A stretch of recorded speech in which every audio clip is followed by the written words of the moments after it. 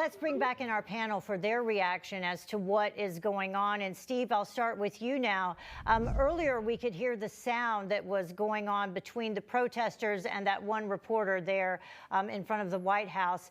And people are upset because the Biden administration has tried to claim that this was really just about vaccines, but that it's about much, much more. What this is about for them is freedom, and freedom for the people there in Cuba. Well, of course it is. And, the one thing about the Biden administration is they really want to continue to tout that Trump vaccine. And let's call it what it is. Democrats don't like to call it what it is, but it is the Trump vaccine. They won't say that because it takes away from their narrative. But in any event, look, Cubans want freedom. They long for freedom. They're 100 miles away from our shores. And the Biden administration is in a very unique position right now. Because even though they don't tout communism, the Biden administration, based on their decisions, their policies, is in essence socialism, which sometimes eventually leads to communism.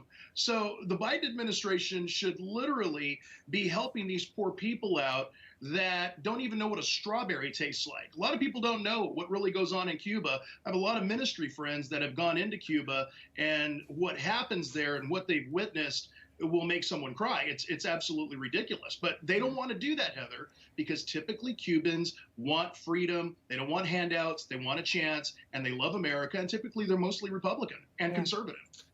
Melanie, I was able to speak with Congresswoman Nicole Malliotakis earlier today, and she was actually one of the speakers there in Washington, D.C. today.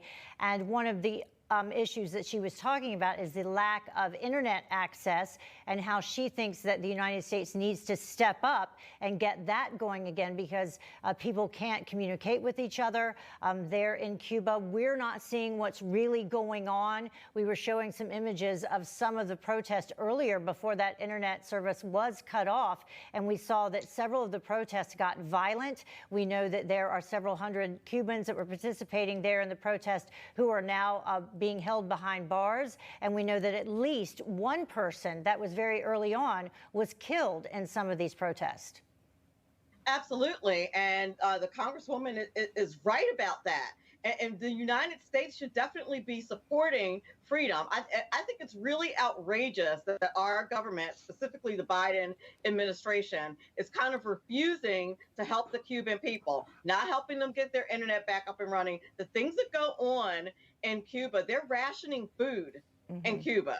Like that these are things that people in the United States can't relate to. But for this country to love freedom and be so close to the United States, this is the kind of thing that our immigration policies were designed for, by the way. And the Biden administration has really been strong about telling Cubans not to come to the United States, which I think is outrageous, while our southern border is wide open. Yeah, and Ford, finally, the Biden administration issued sanctions on Cuba, but a lot of folks, including Congresswoman Malliotakis, saying, the sanctions are meaningless because those sanctions were already put in place by the Trump administration.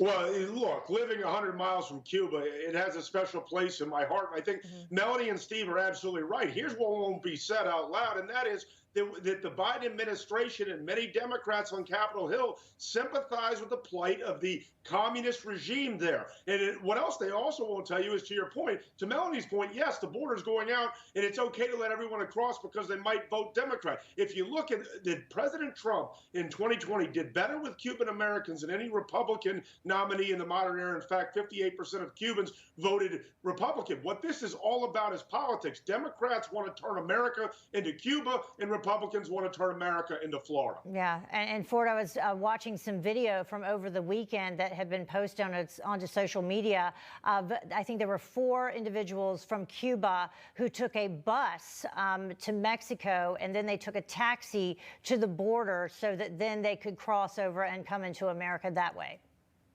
That's how ridiculous this whole situation is. The Democrats are picking and choosing which illegal aliens or those seeking asylum they prefer the most. And Melanie's absolutely right. The best way we can help the Cuban people, you should just have the CIA go offshore by 12 miles and turn on the internet in Cuba. And trust me, you'll have a peaceful transition of power, at least as far as our hemisphere is concerned, and freedom and liberty will reign again in Cuba and will be gone with the Canal Castro regime. Yeah. All right. Well, thank you, panel.